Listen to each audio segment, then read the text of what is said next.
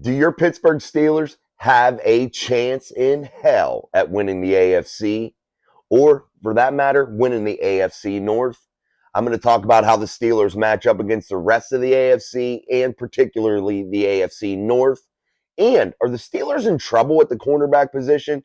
We'll explore that also here on All About the Game.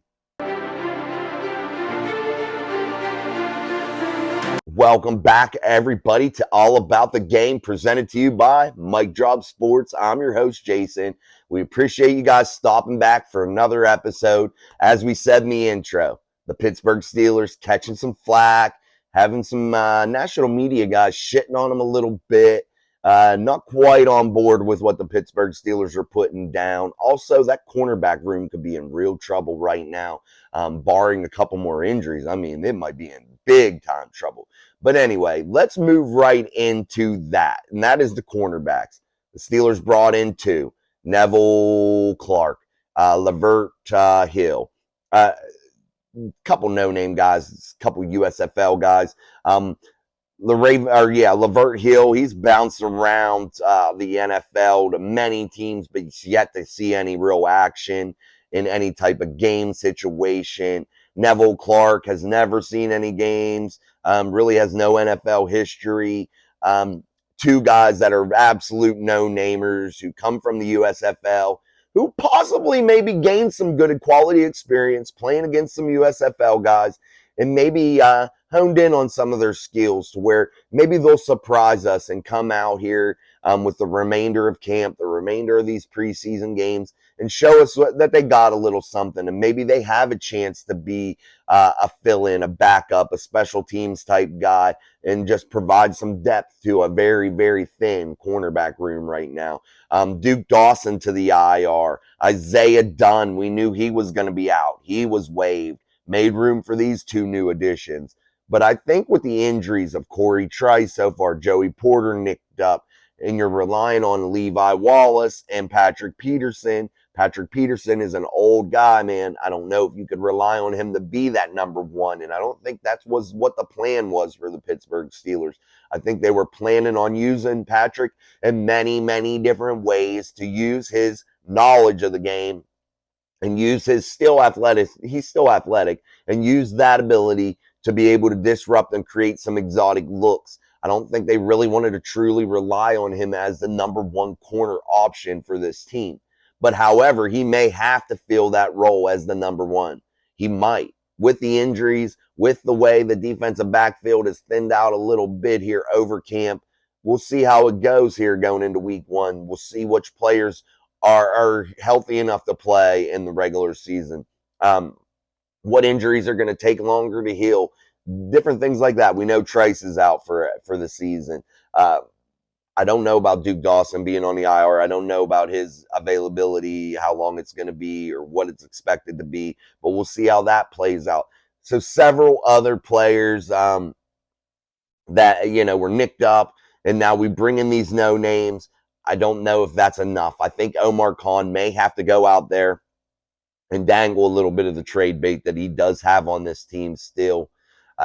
And we'll see if he maybe can acquire a veteran guy from a team that maybe has an extra corner or something that, they could deal with parting with.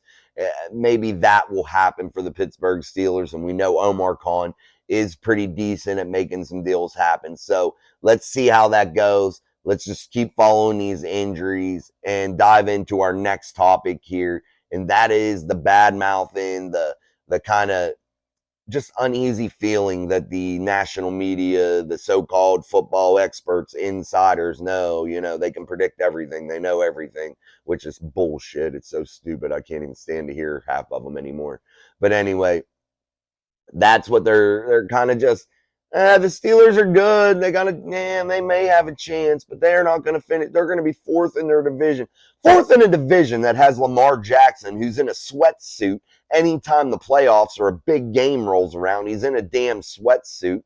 Yeah, okay, he was an MVP once. Whoopee shit, man. He don't win big games. Never has, never will. Knitting in college, never won big games. The Ravens overpaid for a guy that can't win big games, period. It is what it is. We've seen it. I don't need to see anymore. I don't think it's going to get any better or any different. I think the style of play that Lamar puts out on the field is one that gets him injured. Two, he never has an abundance of weapons. Even now, I don't feel like he has an abundance of weapons. He has a couple, but I don't think he has like what Kenny Pickett has at his disposal right now. Well, when you eat up $52 million of your cap, that's what happens. You got to kind of do it all there, sunshine. You got to put it on your back. And Lamar Jackson isn't a guy that can put it on his back and win ball games. And it's been proven time and time and time again. It just is what it is. And I know I'll have the Lamar defenders saying how great he is. Show me the record. Show me the big wins. Show me one time he's won a big game. Show me, please. Because until that day happens, I'm not on the Lamar Jackson bandwagon. And I would pick Kenny Pickett every time over Lamar Jackson. I want a quarterback. I don't want a running back. I want a quarterback that can run, that can throw, that's smart, that can do everything. That's what I want, a complete package. And I don't think Lamar Jackson is that complete package at all, and we've seen it. Let's move on to Joe Burrow. He's plagued with injuries every day now. It seems as though that calf injury is going to be a decent one that's going to keep him out. Is he going to be ready for the regular season? Is that calf injury going to make it to where, hey, I'm babying that calf injury a little bit just to get out on the field. I'm favoring that area. And that cause another catastrophic knee injury or a quad injury or an Achilles injury, because that kind of thing can happen when you're trying to nurse these injuries and get back out onto the field and rushing it, and you're out there favoring a certain area. That makes other parts of your body, especially that right leg that he's been dealing with the knee, with the calf, that opens that up to be more susceptible to major injury, because it's just you're overworking other parts of the leg to compensate for that injury, the injury that you currently have. And it's just the way it works. Period. So is Joe Burrow going to be able to remain healthy? When he's out there, he's a stud. He's an elite Super Bowl quarterback. Period. He's elite. It is what it is. Proof's in the pudding. He made it to the Super Bowl. But are the Bengals built solid enough that they can handle the Pittsburgh Steelers and the rest of the division without Joe Burrow or any other type of injury? Because injuries do happen. Are they built to be able to withstand a 4-week period of injuries? Are they able to come out of that 500, or are they going to lose 4 games and get themselves in a big hole in the division and in the AFC seeding? We don't know yet, but that should be a major concern for Bengals fans and a positive note for the Steelers fans, barring that we remain healthy here in Pittsburgh. And then let's move to the other guy in the division, the other quarterback in the division, and that's Deshaun Watson. I have mixed feelings on him. I think he's a scumbag. I really do. I think he did what these people were saying. He has a lot of money. He got out of it.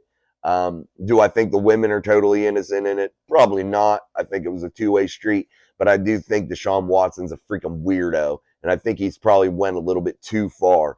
And after that big layoff that he had, he's just never been the same so far that we've seen. He had that nice first game in the preseason, but there's tons of reports saying he looks like the Lamar last year, or not the Lamar, the Deshaun of last year, to where he come out stale, looking like shit. I mean, so who are you going to get under center for the Cleveland Browns? I think they overpaid, and they put their franchise on the line for a guy like Deshaun Watson. When I think if they just maybe build around some of the players they had in Baker Mayfield and those types of things, and just let it ride and built through the draft instead of giving away their whole future for 5-6 years, destroying their cap, which is, I think, going to get them in the cellar, because I don't think Deshaun Watson is going to be that good. I think at best the Cleveland Browns are a 500 football team, period. And that is until Deshaun Watson can prove to me that he is the Deshaun from Houston, where he was elite, an elite passer, mentally, physically, just a stud, where he could dissect and just rip apart NFL defenses. We've seen that in Houston, and I don't think we're going to see it again here in Cleveland. So those just going by just the quarterbacks in the division, I'm going to pick Kenny Pickett every time. I don't know why, other than Lamar's always hurt in big games, doesn't win big games, doesn't impress me much. Yeah, he can run the football, whoopee shit. So can every running back in the league. If I wanted a running back, I would put a running back there.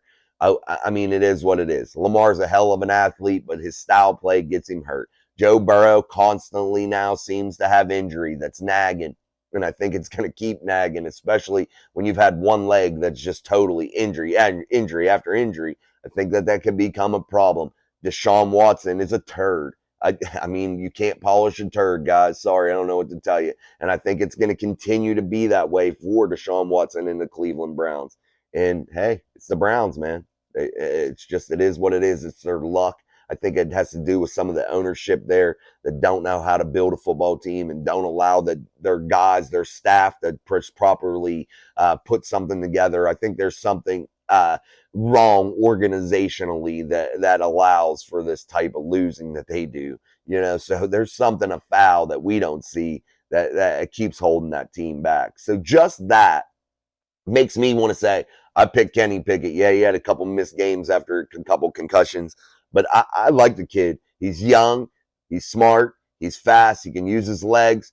He seems to have a way better football this year. He seems to work out, really get stronger, be able to put some more velocity on his ball, be able to put it in a little bit better spots. I feel that he has a better command of this offense. He looks like a true veteran out there on the field. I just like the way he's playing, and the proof is going to be when he's out there.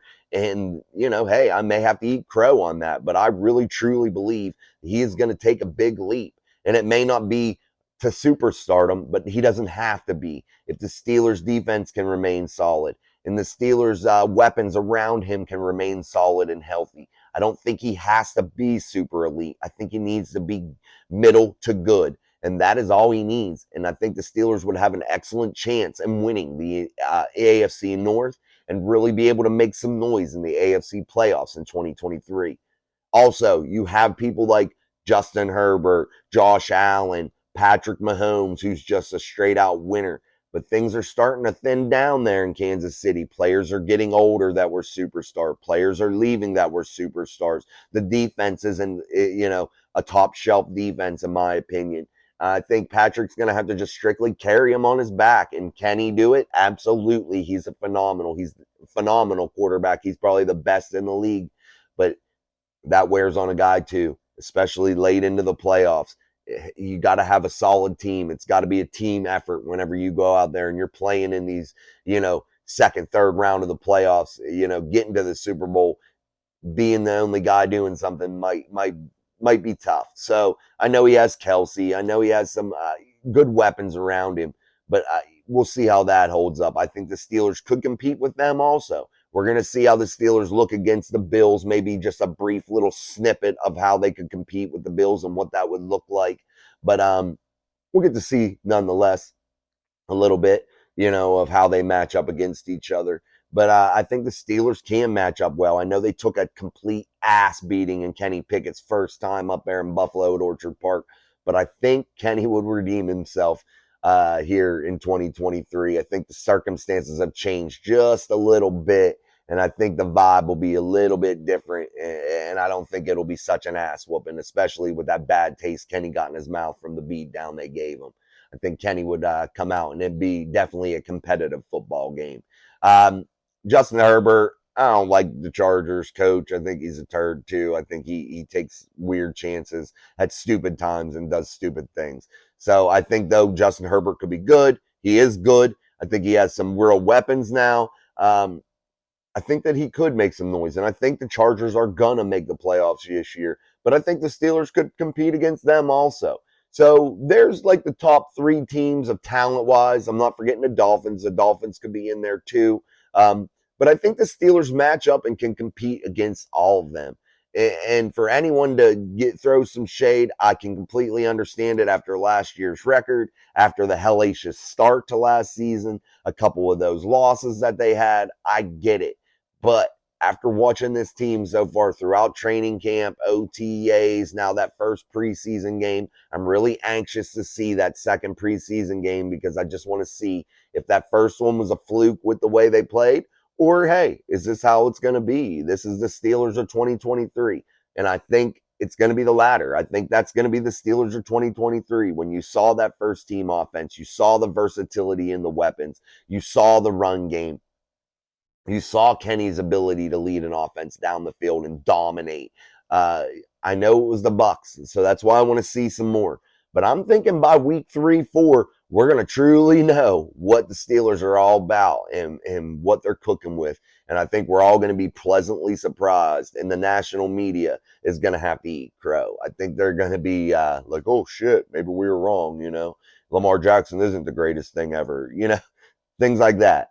They anoint people and crown people before they even take an in-depth look at them. And I know they're looking at everybody, and we're here taking a look at the Steelers more in depth and more. Our eyes are focused. We're focused on this team, so we see more.